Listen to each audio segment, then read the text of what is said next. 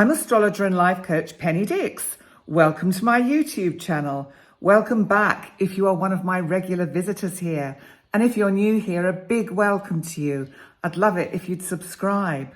So today I'm bringing you one of my short heads up videos, but this one is specifically for, wait for it, the sign of Pisces. And that's whether you are Sun in Pisces or the Moon in Pisces, I'm Moon in Pisces, or the rising sign, also known as the Ascendant. This is for my oceans of emotions, my Pisces. So anyway, let's see what's going on, because you've been getting used to the planet Pluto, our planet of transformation, of power, and of beginnings and endings, on the kind of cusp between your 11th and 12th house. Now, Pluto has dipped his toes into Aquarius, and you are going to actually have Pluto in your 12th house for 20 years. What you're getting is a little bit of a gentle break in, and that's over the next 2 years until the end of 2024. You will have this energy gradually edging its way into your 12th house. It's going to bring about the most amazing personal transformation. I mean, you know, one could actually be envious of it, because it's extraordinary to have this planet in Aquarius, because Aquarius is all about kind of higher consciousness and really kind of being in touch with those higher vibrations. I know, Pisces, you will know what I mean. Now, the reason I'm talking about Pluto is because on May the 1st, it actually goes retrograde. By the 11th of June, it will have moved back into Capricorn, and it will stay there for quite a while. But let's not worry about all those dates. Just be aware that it's kind of breaking you in gently to this new energy. Now, by the 5th of May, we have the second of two very significant eclipses. The first one was on the 20th of April in Aries. This was in the part of your chart that is to do with your financial kind of status, and it was at 29 degrees. So it was right at the end of Aries. It was a total new moon solar eclipse, and that has ignited or triggered powerful new beginnings for your financial status. Now, this full moon lunar eclipse is in Scorpio, in your 9th house, and it's on the 5th of May. Now, the 9th house for you is very much about learning, higher education, digging deep down into the sort of the muddy depths of life to find out truth.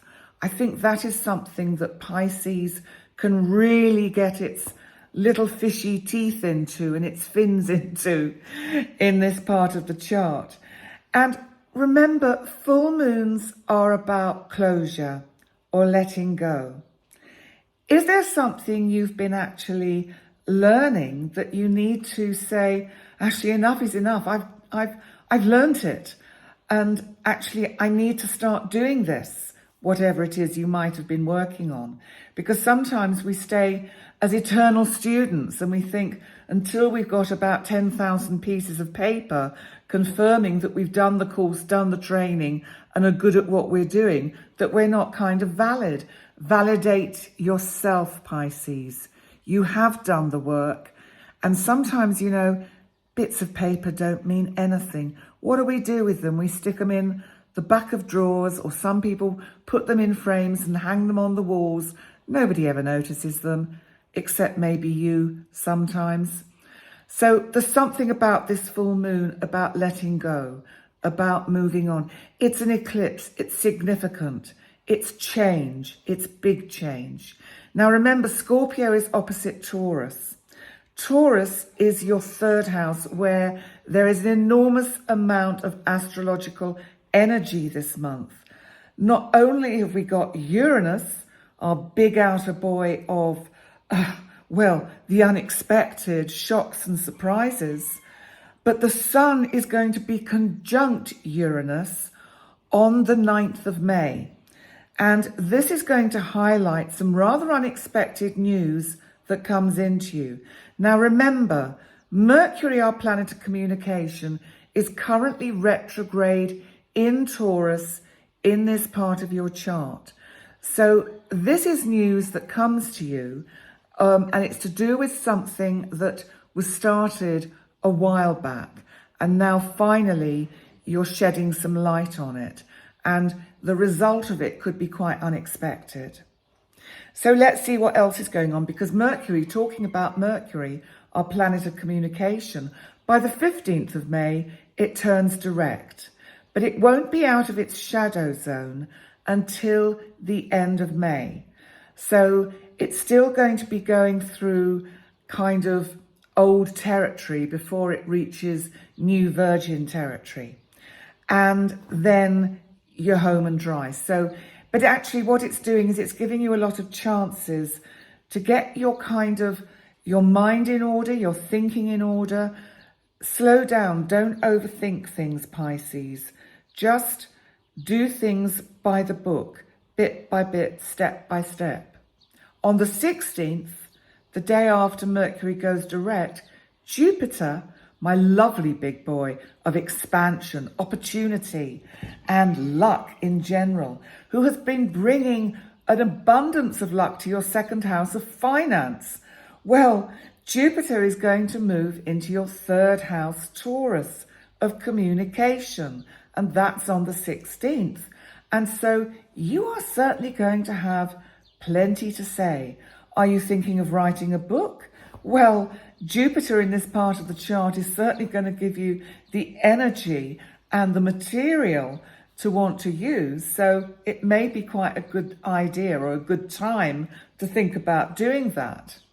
Now, by the 18th, Jupiter in Taurus in this new sector of your chart is going to square, that's a challenging angle, Pluto that's on this Aquarius and kind of Capricorn cusp, and that's your 11th, 12th house. And so what that's going to do is kind of remind you to, even though you can dream big, and I know you have big dreams, Pisces, because remember, you have no boundaries, but Saturn in your sign is teaching you to have some boundaries. This Jupiter squaring Pluto, is saying, keep your dreams realistic. Very important, valuable things take time. And if something's worth it, it's worth taking the time to allow it to grow organically. On the 19th, we have a new moon in Taurus, again, in this third house of communication. And this is giving you some lovely opportunities to perhaps get in touch with people you've been out of touch with, to start up a new conversation, on a YouTube channel if you have one. Maybe you want to start doing interviews with other like-minded people. That could be use of this wonderful new moon energy. What it's making me think of is my partner in crime, Brandon Russ, who I do the Whiskey and Bagels episodes with, because I know he's been doing some interviews with kind of like-minded people. Maybe he's going to be picking that up again when this new moon comes in May. Now let's look at what Mars, our god of energy, action and assertion, is doing, because Mars newly arrived in Leo, which is your 6th house of your day-to-day routine and your health, we mustn't forget that, is bringing fire and energy into your routine. Don't let it exhaust you, because it's in opposition on the 21st to retrograde Pluto in Aquarius. I know you've got big ideas. Mars is really firing you up, but don't let this burn you out. There is a danger, Pisces, of burnout with this kind of energy, especially because on the 23rd, Mars, still in your 6th house, is squaring, that's a hard, challenging angle, Jupiter, our planet of opportunity and expansion, in your 3rd house. Whatever you're communicating about to do with your work, whatever you're writing, whatever you're saying, be mindful of this energy and take a step back to review it before you put anything out there. I really feel Saturn's energy in Pisces imploring you, saying, dear God, slow down, Pisces. Pull back on the reins. Everything in good time. On the 25th of May, we have an extraordinary astrological alignment, and it's between the 4 fixed signs.